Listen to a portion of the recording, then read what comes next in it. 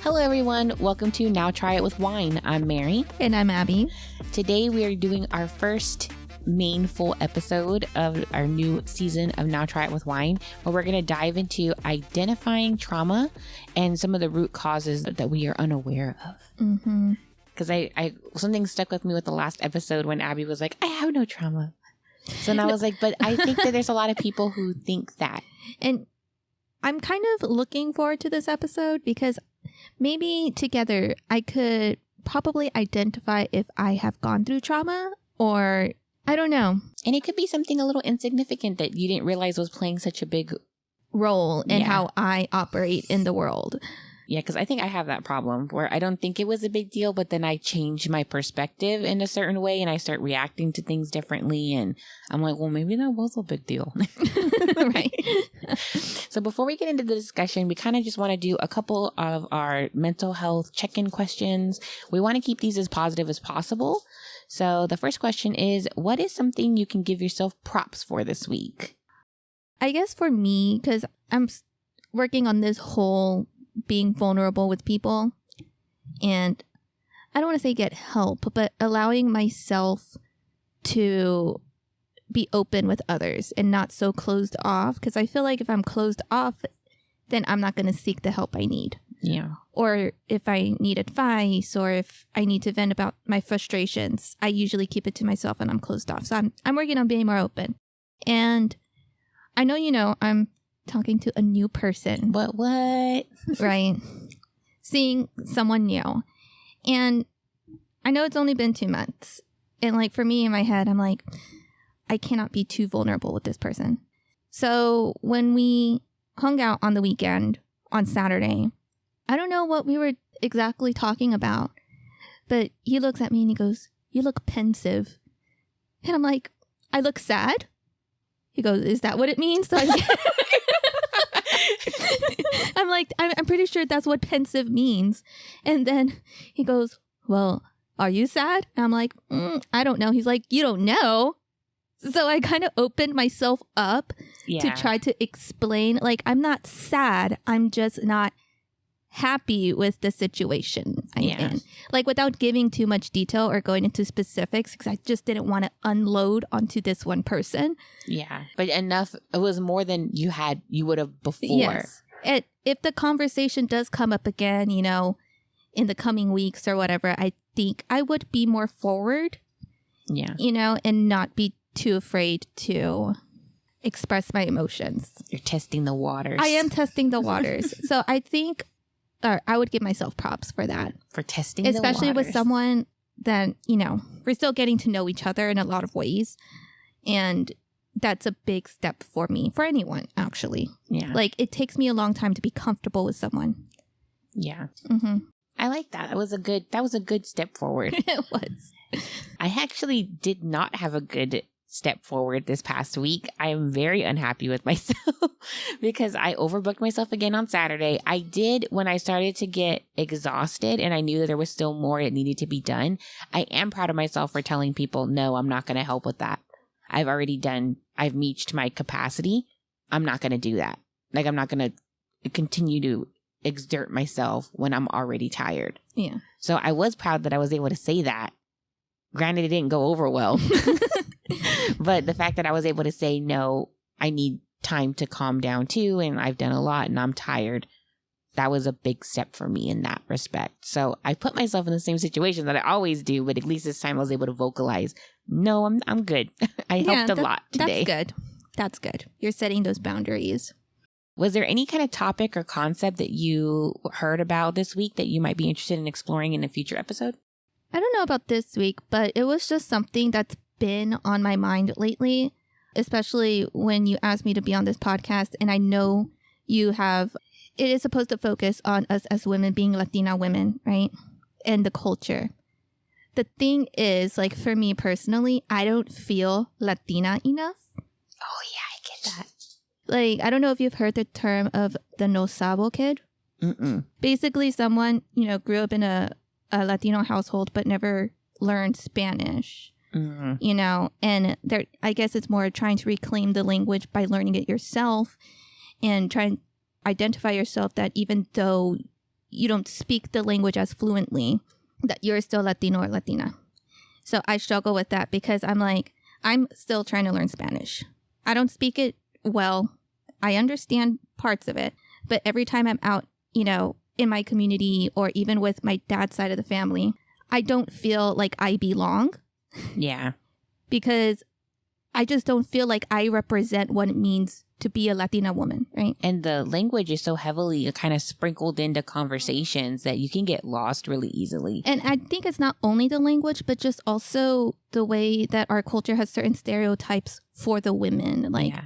And attitudes and opinions. Yeah, like Latin women are very vocal. They're very, you know, hot-tempered, and they are, I don't know, expressive. They're spicy or whatever that means. And I know I'm not. I'm very introverted. I don't like conflict. I don't have a darker skin tone compared to everyone else. I look like a white girl. Like if you were to look at me, you wouldn't think that I'm Latina. Like everyone I've met was like, are you Asian? Because that's how I look like. And I'm like, no, not that I know of. So it just, maybe we could touch on that. Yeah, learning a little bit more about our culture. Yeah. And I think that we have a working knowledge of our culture very well, but I do sometimes feel out of place just because we're modern women. And to be fair, the Mexican culture is like 50 years behind the rest of the country. And like the way that we view things. Yeah. I always feel like we're a step behind everybody else. Like we're the neighbor that's got the TV with the bunny ears when people have the flat screens.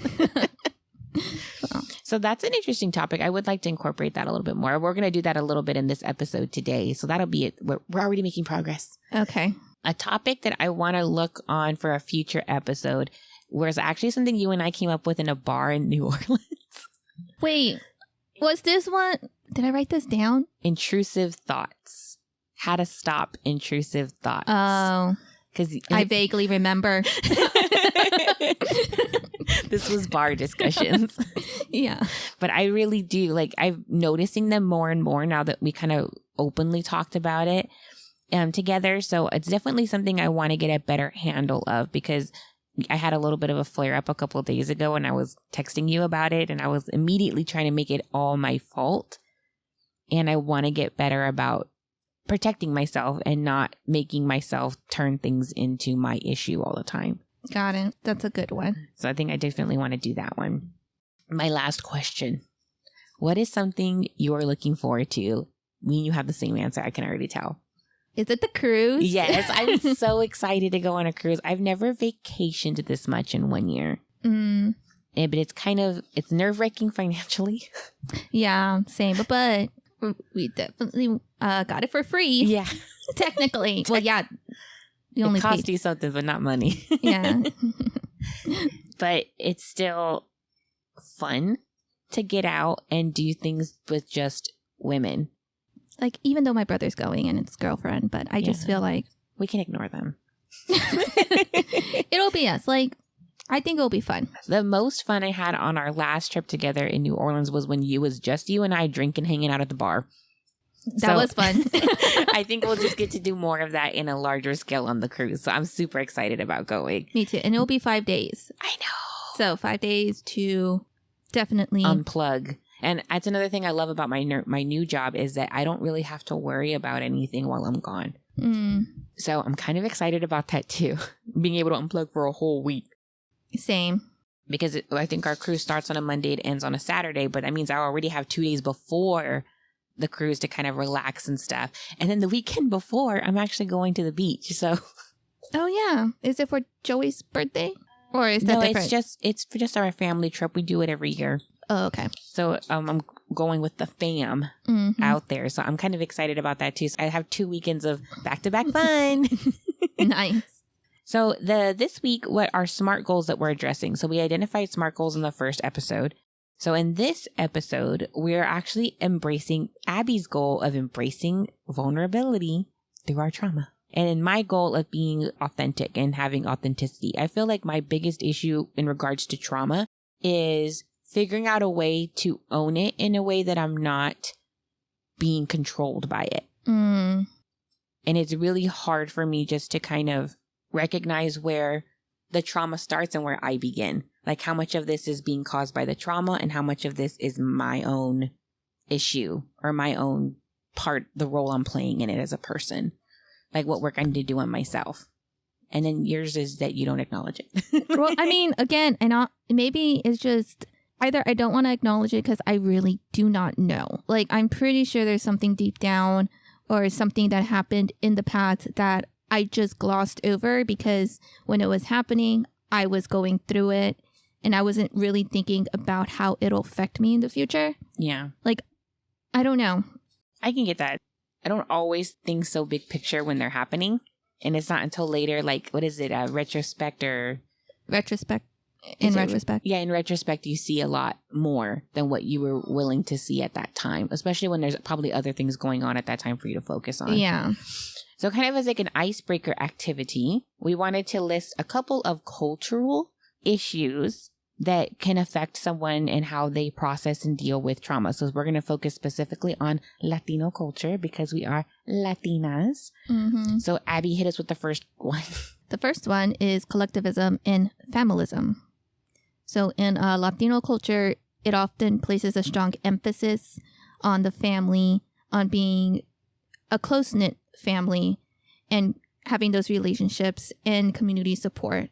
This can influence how trauma is perceived, as there may be a focus on communal healing and relying on family and community networks for support. Have you encountered any issues with this personally? Like having supportive family? Or like, so example for me, I've had issues where I've said that I have an issue with something. I don't like the way I was being spoken to. I don't like the way something was said to me. And I say, ouch, that hurt. And I hear back from you, well, you're just being sensitive. Like we all do this. It's all about the whole family talks like this. You're just being sensitive or you're taking things too far. Or what's another one that I hear a lot?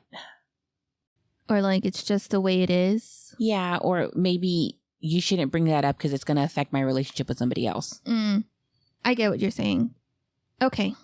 I kind of understand what you're saying. Just because it'd be easier for us as a family to function if you don't say anything. I'm saying it in a cleaner way than the way it's being said direct, because it's never said directly. It's kind of just insinuated. Yeah. So I think for me, when I think, because, you know, being part of this culture, family is valuable, right? Even family that we don't even talk to. Yep. You know, it's more about the relationship we have with them. And when it comes down to your own individuality within this family, I know sometimes it could be regarded as you trying to distance yourself from others.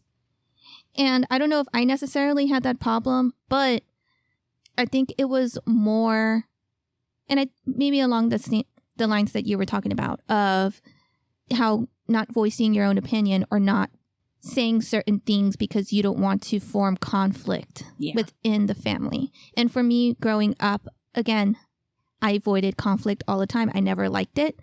Like, I'm a huge crier. I'm an emotional person. So I just never liked it when people fought, even if it didn't include me. So me personally, I avoided, or I tried to avoid that, I guess, mentally. Yeah. And remove myself from the situation, which it could be positive, but also, I guess, as an older sister, kind of doesn't, I guess, not support my younger siblings. Like maybe they were going through something, and then me being the older sibling, I should have supported them in that way, but I didn't. I don't know. That's what's in the back of my mind right now when I think of it. Yeah, I think there's a lot of responsibility that is shared, or that it's perceived that it should be shared by the group instead of by the individual. Because I do, as an older sister, I get where you're coming from, where if something goes wrong in their life, it's partially some of the blame is put on you because you should have seen it. You're closer to them, or the expectation was that you would step in at some point. And then it's not always an easy thing to do. And I don't think that, and what's irritating is the hypocrisy of it as well, because some of the people who've been most vocal to me at that, with those kind of things, don't practice what they preach. Mm-hmm.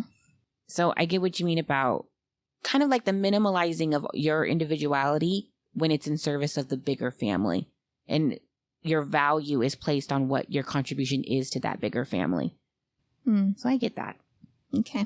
The next one, I don't really know much about the pride and cultural identity, but just to kind of give you guys a summary, Latino culture is very rich and diverse with a strong sense of identity and pride. This cultural identity can shape how trauma is understood and processed, with a recognition of the impact of historical and intergenerational trauma, discrimination, and social injustices. So I kind of understand that in a wider perspective, not really in specific to my family. I guess that makes sense. Like, I'm aware of it on a bigger platform. About a lot of, I know that my mother has gotten in this phase of reading a lot of social justice books about Latin culture and just talking about some of the injustices we faced in Texas as a community, and her desire for us to read these stories and be inspired to do better based on what we're reading. Yeah. And I know that there was also a lot of, because my grandmother was a migrant worker when she came to America, there's also a lot of pride in, like, you guys need to do better. Like, look what you came from, kind of thing. I get that, but I also think there's also pride in how should I say it? Because, you know, people in our culture, our ancestors had to go through so much to get to where we are at right now. Right? I think there's just the pride of perseverance. Yeah. You know, even when the odds were stacked against them, they still persevered and still were able to create, you know, families and successes in the later years. I think there's like a flip side to that too. Just for me personally, I don't know if you've experienced this or felt this vibe from our group, but I think there's like an unresolved anger that's passed through generations through this intergenerational trauma because of the struggles it took establishing themselves here in America, and like some of the battles that they went through and the injustices that were done to them. I think that there's like this, the pride for me, when it comes out, it's usually coming out through anger when I see people expressing their pride. Like, they get very angry and frustrated and they're unable to put it into words exactly what's bothering them, other than that their pride is being wounded. Do you have like a specific example you're thinking of? Or is it... It's mostly with the men that I see it hardcore with. And when they're drinking and someone says something that's mildly insulting, and then all of a sudden, like, I've done this for you, I've done this for the family, I've done, you know, I've sacrificed so much. And like this prideful side comes out of, like, I don't know. It's almost, it feels like a dramatization of reality when I'm watching it. Mostly probably because there's alcohol involved. Probably. But I think I've seen that with different generations. Like, everybody does it. Like, every generation has someone, or like not someone as a group, have done it in some form. So I'm wondering if there's like drawback. I mean, you can trace it back to some kind of generational trauma issue. Maybe we could talk more about that when we talk about generational trauma. So the next one is spirituality and faith. Right. So spirituality and faith play significant roles in many Latino communities.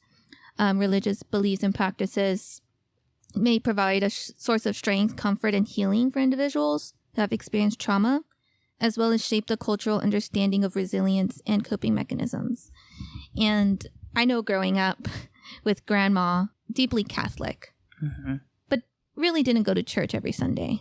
No, more spiritual than religious. Yeah, it was more, yes. Like, you had the picture of Jesus in every room in the house. Yeah, the Last Supper in your dining room. And it was just like, there's this divine presence around you. And if you're going through something, you pray on it. You pray on it. You go through that divine presence in order to seek some kind of, I don't want to say absolution, but some kind of peace within yourself. Yeah.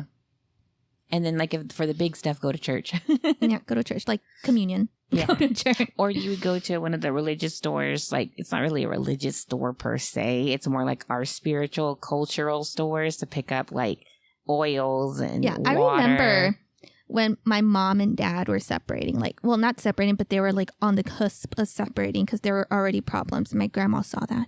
she's like, we need to go to San Juan and pray. So we all went in the car, drove like 4 hours south until we reached it. And, you know, when you go in the, I guess it's a basilica or whatever, you see that huge, I think it's a Virgen de Guadalupe. Yes. And then there's a prayer area with Jesus on the cross. And Grandma's like, go pray for your mom and dad. And I'm like, okay. And I tried praying, but it didn't work, clearly.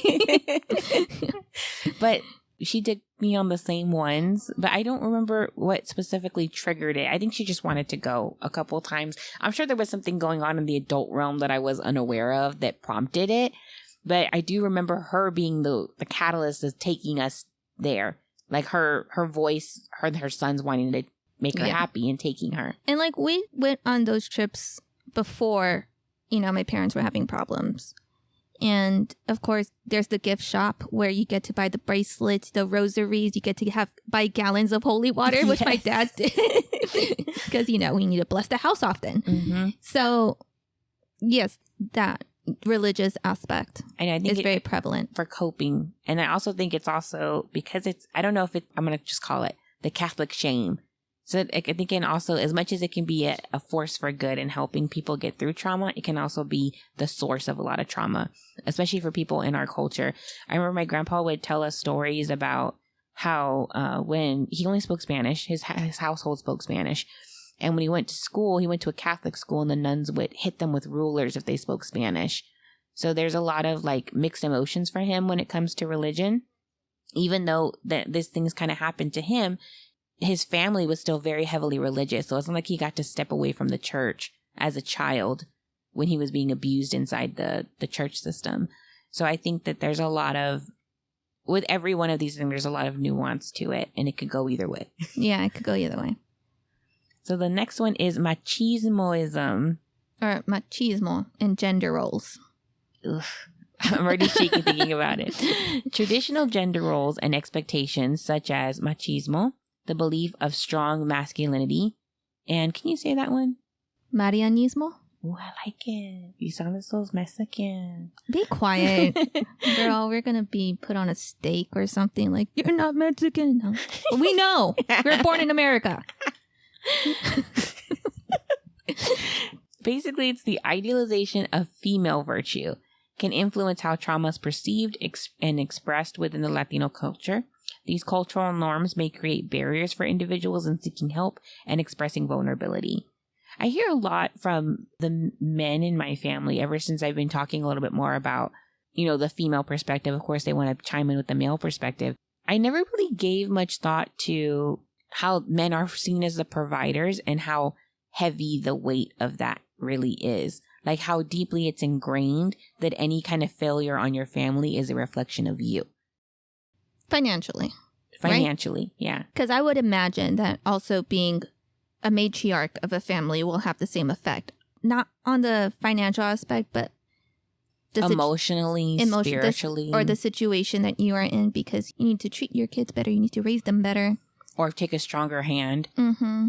I hear that a lot too, where you need to be more bullying towards your children to get them to do what you want. That if they, and that's another thing, if you don't fit into like the norm or like where the family wants you to, there is a lot of blame put on the matriarch as to why your kids aren't living up to that expectation. So if your kid, you know, maybe didn't graduate from college and is kind of floating around figuring stuff out, he should have already known because you're his mother. Why didn't you guide him better? Mm-hmm. Like that kind of thing. I heard that a lot about different family members.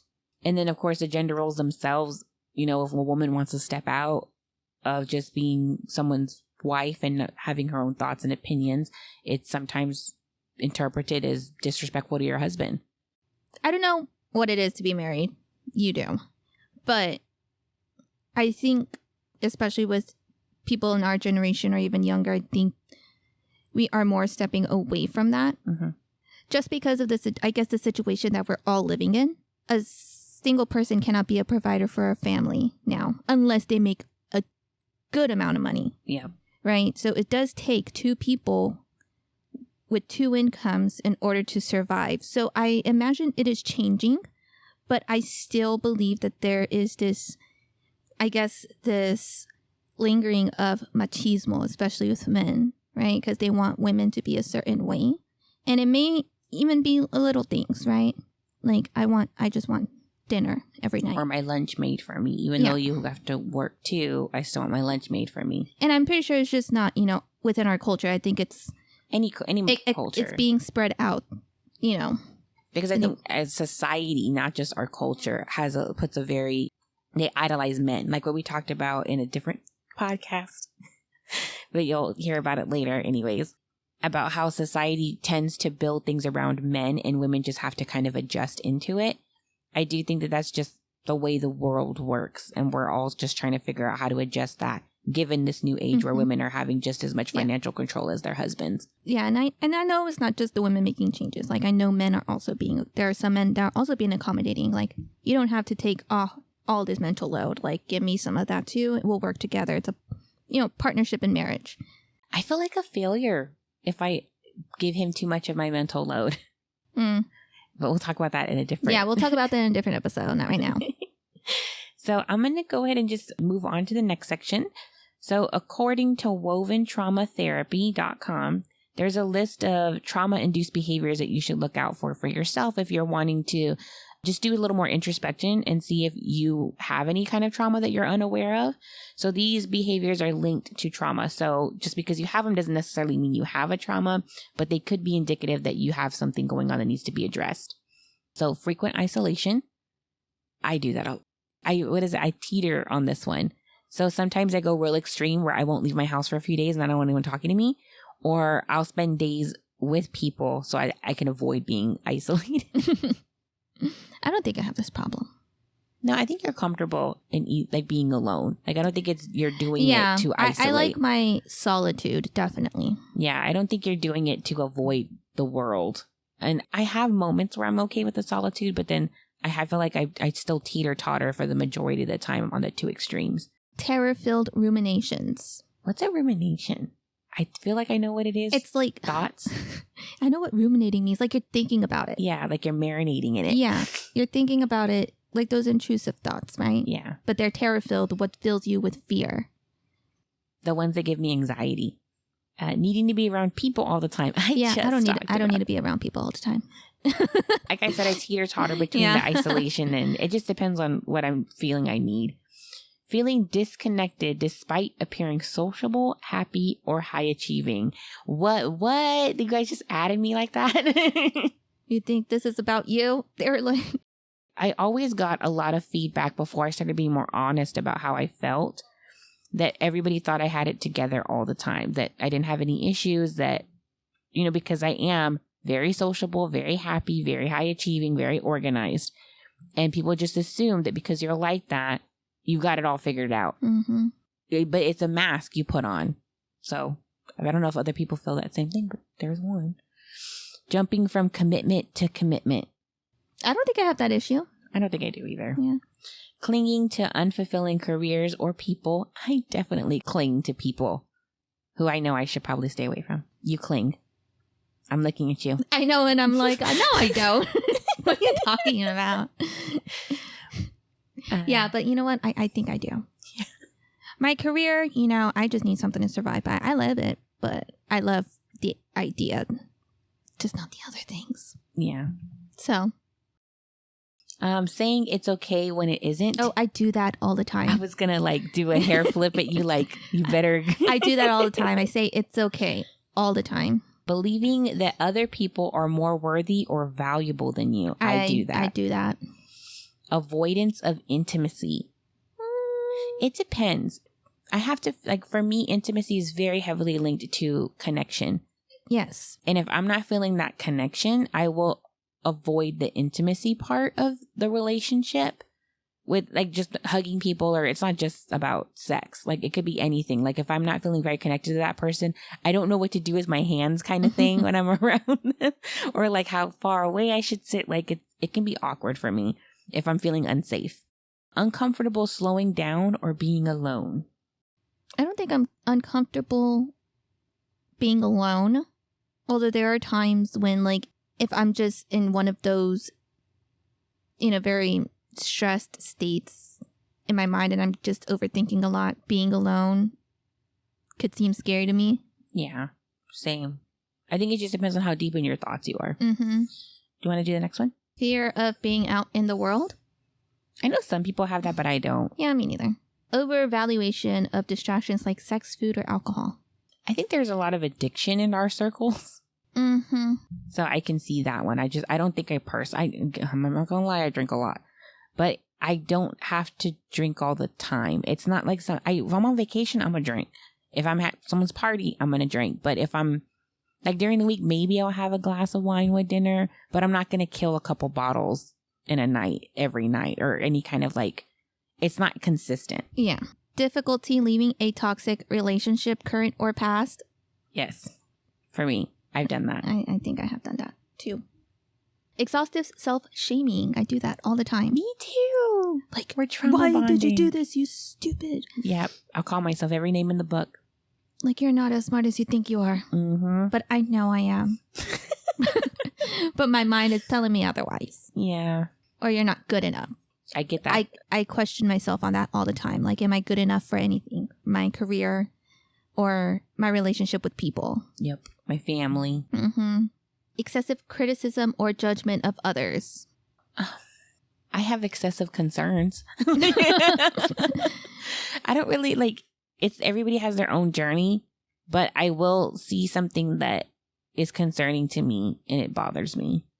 Mm. But I don't think that it's necessarily obsessive. I don't do it all the time. And it has to be someone that I actually love and care about. If I didn't care about you, I wouldn't give a crap.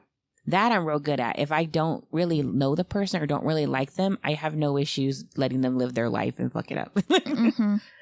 It's just when it's my person, my little bubble, I'm like, ooh. Yeah. And the last one, destructive patterns that you can't get out of. I'm sure I have a destructive pattern. I just haven't figured out what it is yet. I'm pretty sure I do too.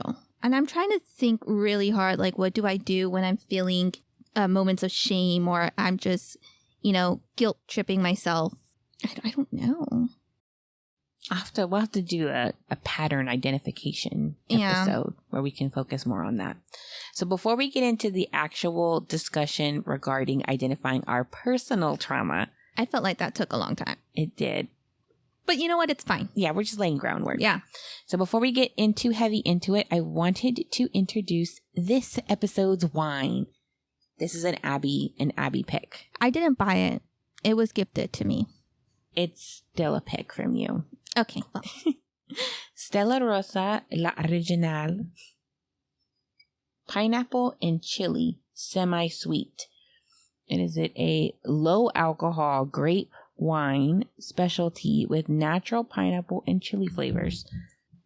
What do you think this is going to taste like before we get too heavy into this? Well, clearly it's going to taste like pineapple. I don't know. It says it pairs really nicely with fresh fruit, cheese, spicy cuisine, and desserts. I think what's really throwing me off is the chili part. Right? It sounds interesting, though.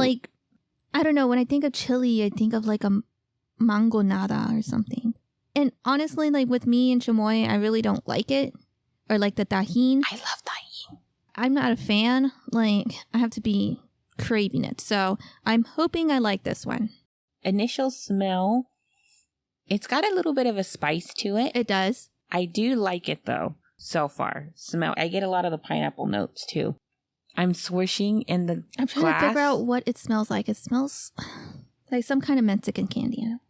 Maybe those lollipops with the tajin on them. We'll find it at the pulga. This is not bad. It's not. I'm not getting a lot of kick either, though, from the chilies. I think it's just thrown in there to add a little something to it, make it a little different, so it's not like a pineapple wine. But it's pretty good. I'm impressed. This is a new one. It is really good. It's refreshing. There is they do have a pineapple one, and this definitely tastes different than that one. I like it. I'm going to give it a 4. I'll give it 4.5. It's got a nice body to it. Mm-hmm. It doesn't feel it's not spicy, so don't let the chili deter you from it. It's got a nice pineapple flavor, but it's not heavy. It's a very light, crisp wine. I like it. Mm-hmm. All right. Let's get into it. So the Woven Trauma article also talks about how to identify your personal trauma. So we're going to do a little activity together. Oh, am I going to identify my trauma finally? Maybe one. Maybe 1 out of 1,000. Right? Okay. So step 1, we're going to acknowledge what hurts.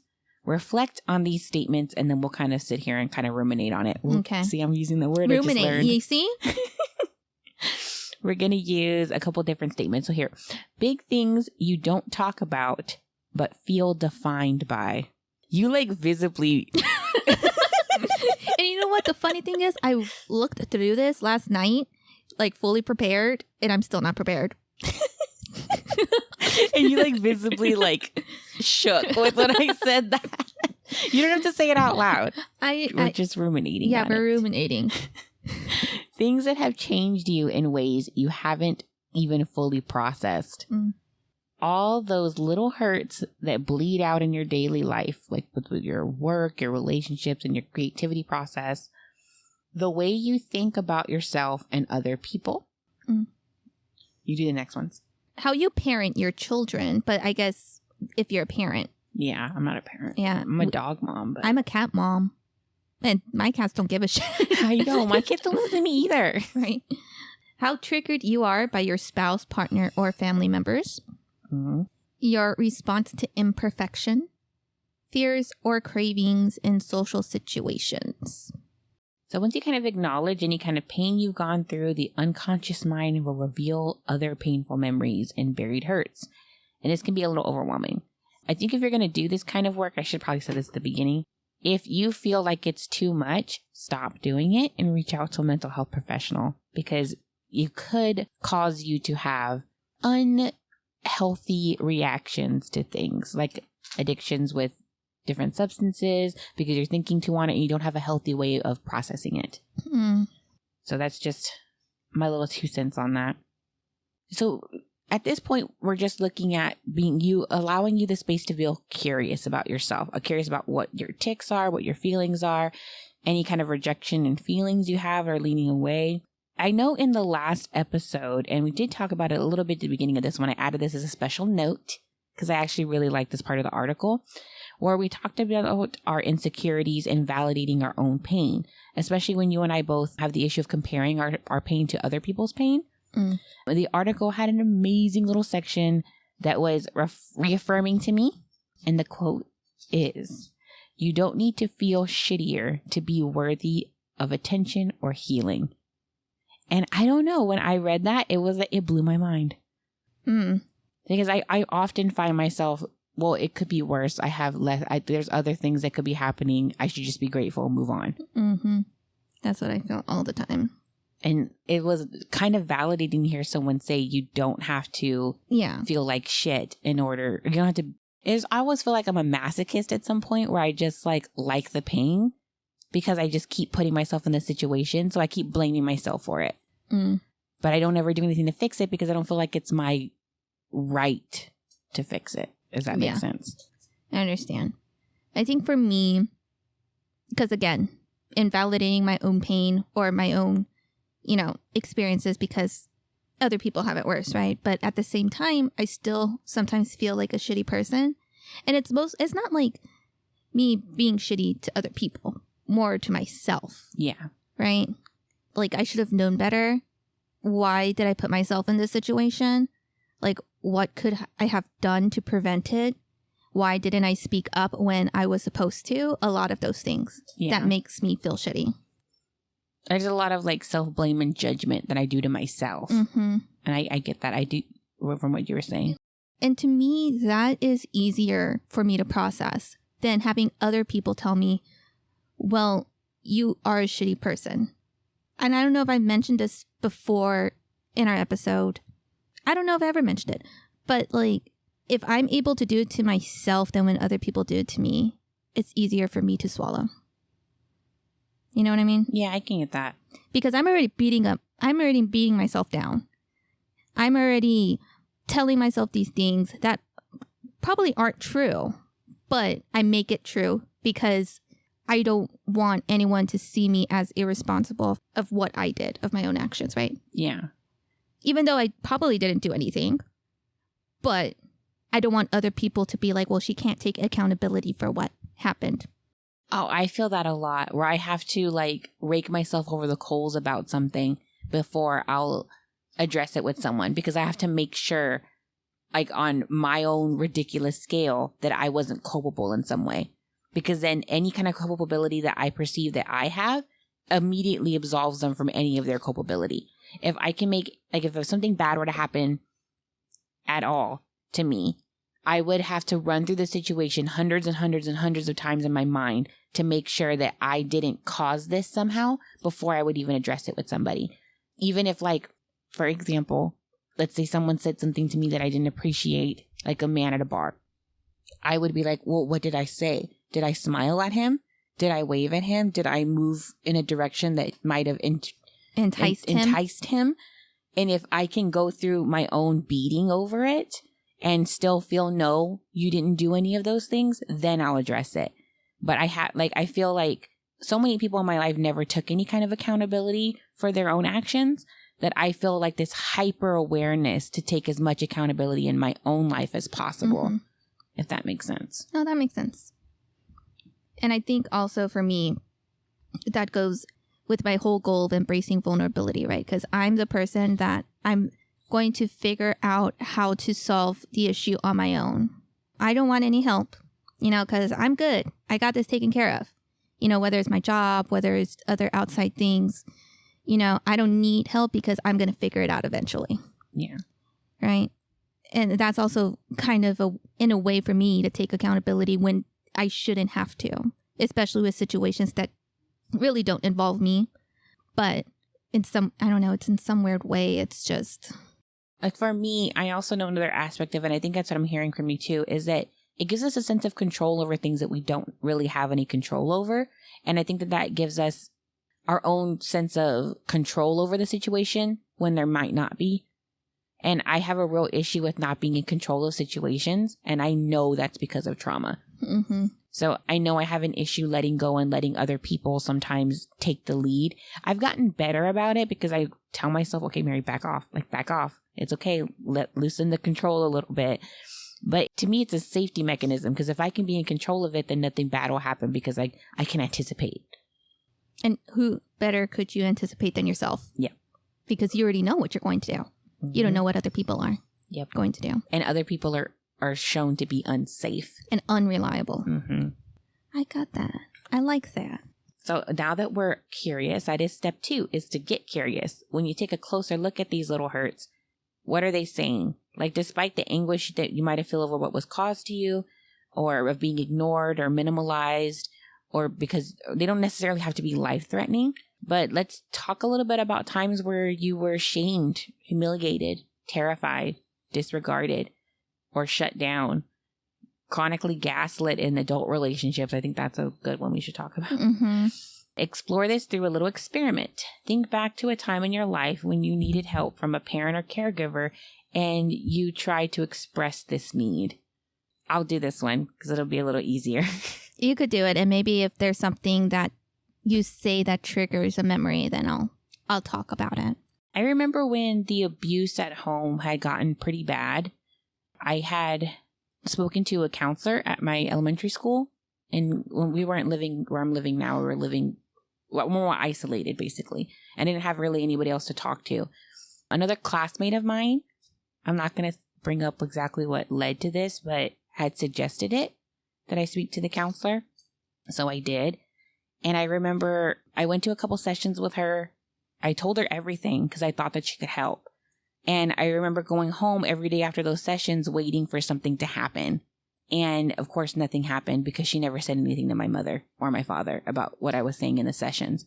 So I know for me, I have a real mistrust in people because of it.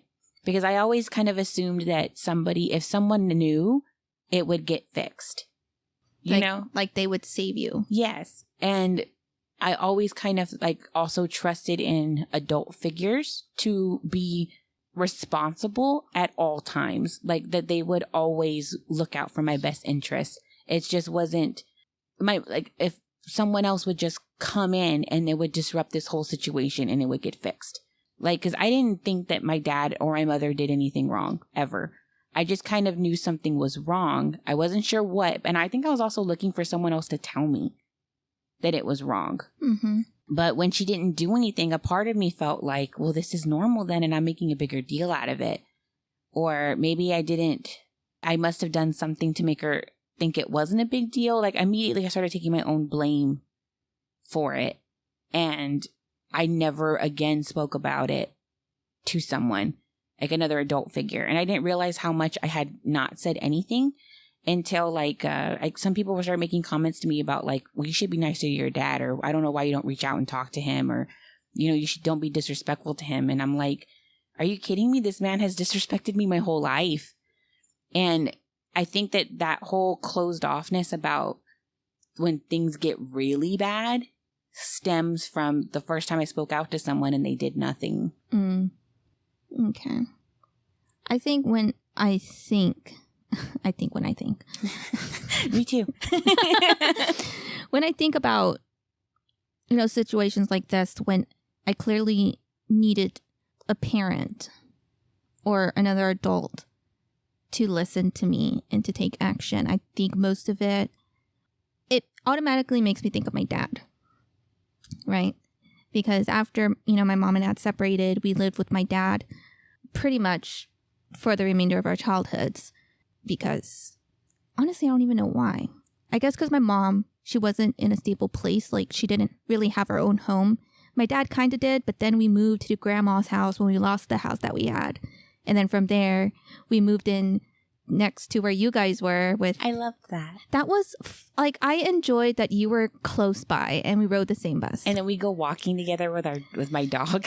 Yes, that was fun. And I loved that about that neighborhood. So when we had to move out, because I guess the landlord of the house decided that they were going to sell it and not rent it out anymore, and we had to move within a month, I was so distraught because it felt like I finally had a home. Like, even though my dad was with, you know, some chick. The unmentionable. they're yeah. I mean, no shade to other women, but she was very toxic and an alcoholic, and they would always get into fights. Like, she threw a beer bottle at my dad's head and it got lodged in the garage wall. I remember that. And she was so toxic. She didn't even want my mom to pick us up from the house so we could stay with her the weekend. I don't know why. She was in like some Just kind of insecurity. yeah. So me, my brother and sister, we packed our stuff and we had to walk down to the park so my mom could pick us up there. And I remember one time my mom, you know, picked us up not in the parking lot, but she like parked because it was a cul-de-sac. So she parked in the cul-de-sac.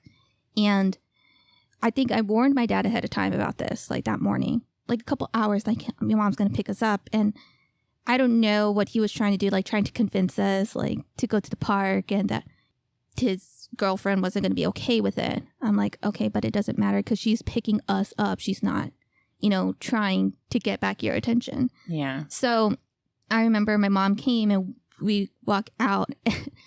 His girlfriend, because they were on a second floor bedroom and the window sees out to the street. She was yelling at my mom from the window, like, you fucking bitch, you shouldn't even be here. Like, we don't want you here, blah, blah, blah. And I don't know what else was said because it was just a lot of commotion. And I was feeling all these intense emotions. Yeah. Because again, I don't like conflict, but I was in the middle of it because it's my mom. Yeah. Right. And my mom was, of course, yelling back at her. And we're all crying. And of course, after that, whatever, the weekend comes and goes. And I guess my dad, I mean, I know he raised us with good intentions, but when it comes to the prioritizing his children's feelings, it kind of gets thrown under the rug. Yeah. And I don't know, I still don't know how to deal with that because I really don't open up to my dad a lot. I really don't tell him what I'm going through. As a matter of fact, I don't even don't tell my mom unless I know that I have no choice but to tell her. But my dad, I won't. So when I was telling him, like, I really don't feel comfortable in the situation of living with her and her kids. And it's just very intense and not healthy. Like, I just feel the tension everywhere. Yeah.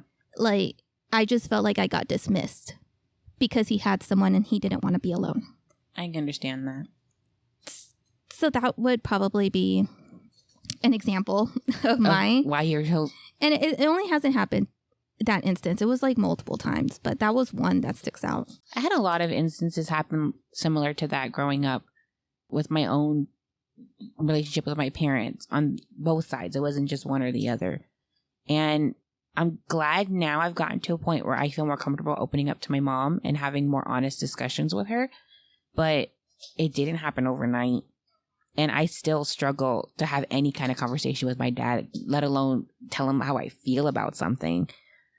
I tend to just act out if he's upset me, or it's just, when you think about your parent relationship, you think of the one person that's always supposed to put you first. Because that's the way I've always perceived an adult relationship with their child, is that they're like, because you hear it all the time. People say, my kids come first. I do this for my kids, my kids, my kids, my kids. But when it comes down to it, I felt many times growing up that the needs and the wants of my parent would come over whatever cost I would have to pay for them to get that, if that made sense. Like, everything has a cost. And I think that there was some times where things were done or said where the cost was made clear that us as the children were going to have to pay it and not them. And that was acceptable, if that makes sense. Yeah, that makes sense. I don't know. I'm just... We're just reveling in it. We're reveling in it. We're ruminating in it. There was our, what is it? The courage to open the door moment. So the third part of the process is to kind of connect the dots, what I think you and I just did right now, where we're connecting a behavior that we have now with something that we experienced in the past. So if I'm living with, let me see, there's emotional realities that feel out of proportion to the events in my own life. Excessive anger, which I think definitely comes into play with my dad in my relationship, where I have so much unresolved anger with him that even when he does something small that it shouldn't really be that big of a deal, I overreact to it because it's not just the little thing that he did now. I'm also angry about stuff that happened in the past. So like just connecting the dots between things that I see in myself now with something that happened in the past. And again, it don't have to be big things either. Your dad could have forgotten your lunch one time and now you don't trust people with your lunch. It could have been, there's lots of different things that we have to evaluate to see. Because I think it's important to understand where it's coming from so you know how to address it and heal. Mm-hmm. Because you and I both expressed similar symptoms, but how we got there was different. Our mistrust in people was different. So I think that we can all be experiencing a similar symptom, but if you don't know what the reality of what's causing it, you can't get past it. And I think that's been my biggest struggle with traumas, because you don't want to think about these things, but they still keep coming up and replaying in your life over and over again. But again, you don't want to look at what caused it and really get to the root of the issue. So we're going to go into our discussion questions really quickly. Mm-hmm. What are some potential triggers for trauma-related reactions that you have? I really hate when people tell me how to feel. I hate it. So do I. It disturbs me, like on like my inner self, where I just get so angry, like unrealistically unreasonable. Like I turn into She-Hulk angry. I think I'm trying to think of like potential triggers that I may have. This is hard. We're ruminating. I'm trying to think of specific. What's just an action that someone does that you don't like? I don't know if like necessarily what someone does, but what people do. Like if they have a certain tone that sounds negative, I go into overthinking mode. I'm like, are they mad at me? Yep. Like, what did I do wrong? Like, tone is a big one. Mm-hmm. And like even body language. And too. body language. Mm-hmm. And even if they don't intentionally mean to do it, you know, maybe they're just having a bad day. I'm just like, and then I avoid them until I know that they're in a good place. Yeah. I do the opposite. I'll be like, what's wrong? What happened? What did I say something? What happened? What you can tell me. You can tell me. Yeah, I don't go questioning people. I'm just going to assume that something, I avoid the situation and I remove myself. I go into fix it mode. Yeah, I don't like fixing things. Clearly. I think that has to do with I've always felt like, and it's to a certain extent, I've been able to fix things. When growing up, like I could sense when something was going to go sideways and I would immediately step in. You know, another thing that we're talking about at a potential trigger for me is when things are slammed or people raise their voices, particularly men. Yep. I don't know why, but if you're slamming stuff, cabinet doors, or even plates into dishes, and it seems a little bit too harsh, I'm like, what's going on? Like, what is happening? I have the same trigger, and it's weird because it's when Robert's getting mad at the dogs and he starts like, you know, hitting them on their butts, telling them to get off the couch. One time he got, like it freaked him out because he was walking towards me from the kitchen when he was doing this. And when he got too close to my bubble, I visibly like shook and like flinched from him. Like he was going to hit me. And he was upset that it upset me so much. And I felt myself doing it, but I couldn't stop. Yeah. And I hate it when he gets mad at the dogs. It just makes me so uncomfortable. And because if you know Robert, he never raises his voice for anything. So when he does get mad at the dogs, I get very uncomfortable. You know what I just thought of? What? That's probably why I picked him as my partner, is because he never yells. I've never heard him like yell or get really angry about anything. And I think that that's just something that speaks to the inner child in me where it's safe because no one's being yelled at. Yeah. What, we're doing a lot of introspection work. Go ahead. Next question? Okay. We'll do it. What are some potential barriers or stigmas that prevent you from seeking help or disclosing your trauma experiences? I don't want to be seen as a crybaby. I don't want to seem as if I'm a burden. Or like I'm a whiner or I complain too much. Yeah. That's mainly where it stems from. The same. And I think because like as women, we are just supposed to accept what is. And if we complain or nag too much, then, you know, we're undesirable or whatever that means. So I just close myself off. Yeah, you're giving your husband too much to deal with if you speak up too much. And it's not even just him, any man. You're bothering your parents with these thoughts. You're bothering your friends or it extends to anybody. Like you're bothering people with your bullshit. And especially if someone who doesn't know how to respond to you, if they start making like, I don't know, like uncomfortable little movements, I wish people would be more comfortable sitting in other people's trauma with them. We don't need you to fix anything. Sometimes we just want to talk. Mm-hmm. And I don't think our culture does a very good job of teaching people the importance of being able to sit in pain. It's always, get away from me. I don't want to deal with it. You shouldn't be dealing with it. I'm not going to deal with it either. It's not, let's get comfortable sitting in it together. And I think that that's definitely something that's a barrier from a lot of us expressing ourselves, is because you'll immediately be shut down and immediately kind of been like ostracized from the group until you get your shit together and you know how to approach people. Mm-hmm. I agree. The peeps. Mm-hmm. What are some misconceptions or myths about trauma that should be addressed to facilitate identification and understanding? I think some misconceptions about trauma is that it has to be very severe. Like a person has to go through something severe in order to get the help they need. Yeah. I remember there's this, it's not necessarily about trauma, but I think it's a good analogy for it. So a few years ago, my Tia Gloria was ranting about how they never went to the doctor when they were kids, ever, for anything. And she said that she fell in a pit in the backyard where they were roasting a pig head, and she burned her arm. And she was like, and they still didn't take me to the hospital.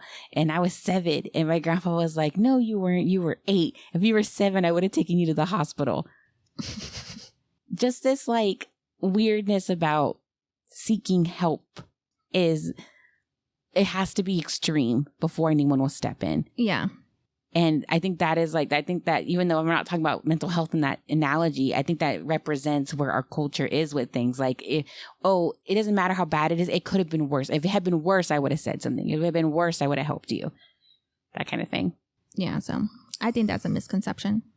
My biggest misconception is that for people to understand that it's not a blame game. No one's being blamed necessarily. But I think people have a hard time accepting what their actions have done to other people. And it's not, I hold my dad accountable for what he did, yes. But when I'm working through the issues, it's not like I'm just blaming him for every little freaking thing that happened to me. Or, you know, if he had loved me enough, I wouldn't have done this. Or if he had been there more, I wouldn't have done this. There's just some things that are. I am fine with accepting what is. But when I try to address it with him or have like a conversation with him, it's me like, I'm a horrible person, right? I did all this to you. I'm trash. Why you even talk to me? Like, immediately it turns into like he's self-deprecating himself. To make you feel bad. Mm-hmm. And I think that a lot of people do that in our culture, where it turns into they don't want to take any kind of accountability. But they do want to make you feel guilty. Yes. Because it just makes it easier for them. Makes it easier for them to ignore you and dismiss you. Because they know they did something wrong, but they don't want to just be an adult and have an adult conversation about it anymore. The last question? Okay. How can individuals support friends or loved ones in recognizing and addressing their own trauma? We both did the eyebrow thing. Yeah, and I kind of burped. I feel like I pulled my eyebrow muscle a little bit because it kind of hurts. I think sitting in it, learning how to sit in it with people. You don't have to know all the answers when someone is talking about their trauma. Sometimes they just want to talk. Mm-hmm. And just sitting in it, and you can ask. Like, you can ask them, what do you need from me right now? And that's not offensive or going to make it awkward. Yeah. Or even a simple question of like, are you talking to me about this because you want me to help you solve it? Or are you just venting your frustrations and you need someone to listen? Yeah. I think that goes a long way. It does. I agree with you. I think I said that to you one time, and that was it. When you came back and you were telling me about everything that was going on, I was like, do you want me to go over there and beat his ass? Or are we just venting now? But I just think that's the best way to be supportive is to be supportive and don't put your own bullshit into it and just sit in it with them and ask them what they need. And it'll go a long way. Yeah. So if while you were doing your evaluation of yourself and you're sitting in your memories and you get stuck, this has happened to me many times. My therapist, and I found a little blurb about it on health.com from the Mayo Clinic, and I'll go ahead and I'll post that in the episode notes about grounding yourself. Abby, are you familiar with grounding yourself? I know when I did therapy a few years back and I was going through like anxiety and I talked to my therapist about it. She talked about grounding, but it wasn't like this. Like maybe it was like this. Like where you're using your senses, like you're honing in on your senses individually. Yeah, to kind of help slow your breathing and everything. Yeah. Because given myself, I have instigated an anxiety attack from sitting in my memories too long. And I'm doing it to try to understand myself more and to understand where the trauma is coming from, because I'll remember something that happened, but I have to sit in that memory before I figure out what exactly about that experience bothered me. And I've already admitted I have a very vivid imagination. So if I sit in it for too long, or if it's too late at night and I let myself dip into it too much, I have a really hard time snapping back out of it and getting myself grounded in the present. Because I don't know if everybody has this issue, but I know when it comes to me thinking about trauma, especially unresolved trauma, it's very easy for me to get stuck in the moment that I was being traumatized. And especially at night, or if I'm alone or I don't have anyone else kind of like as my backup, like, okay, you're good, calm down. So I did this technique with my therapist in office once, and it really helped me. And now I'm a little bit better about noticing, okay, you're going too far. Let's back out. In the beginning, when you're first sitting in it, you don't know where your limits are until you play around in it. So I wanted to give everybody a little brief exercise called the 5, 4, 3, 2, 1 for grounding yourself quickly in moments of distress. So you're going to notice 5 things you can see around you. So you take a moment, look around the room, identify 5 different objects. Then you'll do 4 things you can feel physically. So you can like rub your hands on your jeans, on your palms, on the chair that you're sitting on a wall. Just focus on that one sense of touch. Then you're going to go down to 3. And you're going to listen for 3 things in the room. So like a TV, air conditioning, the wind blowing outside, just listening for things in the present. 2 things you can smell in the room, which hopefully nothing gross. And then one thing you can actually taste in your mouth. All of these things kind of help you snap into the present and not be so stuck in the past or whatever it is you're feeling. You're engaging your body, and almost like yoga, how you focus on your breathing. You're doing the same thing, but just in a more wider structured headspace. Yes, in a wider headspace. So if anyone ever has an issue or when you're doing these exercises for yourself, I highly suggest grounding yourself if you're having any kind of like fear about it. Mm-hmm. Or doing it with a therapist if you don't trust yourself. I highly recommend the therapist. Highly, highly, highly recommend the therapist. All right. Well, this was a fun episode. Yeah, I definitely like going in depth with this conversation. Yeah. And I was afraid that I'm going to have nothing to contribute. And you did so good. I know. Well, thank you guys so much for sitting in our little trauma bubble with us. Now that we kind of have an idea of how to identify things for ourselves, in the next episode, we're going to focus on building our fortitude and mental resilience that will see us through the rest of our journey. Mm. What? Mental health journey. Snaps for mental health journey. So thank you guys so much for sitting with us. I can't wait for next week's episode. This has been so much fun. If you want to support our podcast, please like, comment, subscribe. We love it when we hear our comments or our DMs. If you have something that you want us to focus on in an episode, like if there's something particular, like intrusive thoughts that you want to talk about or you want us to kind of try to address, please drop us a line. We're more than happy to listen into it. I did want to thank everybody for listening to our first episode. We got a really good response off of our first episode, and we hope to hear you guys again with us in 2 weeks. This is a bi-weekly podcast. Don't forget that. All right. Well, I'm looking forward to the next episode. Me too. Well, thanks guys for chatting with us. I'm Mary. And I'm Abby. We'll catch you next week. Bye. Bye.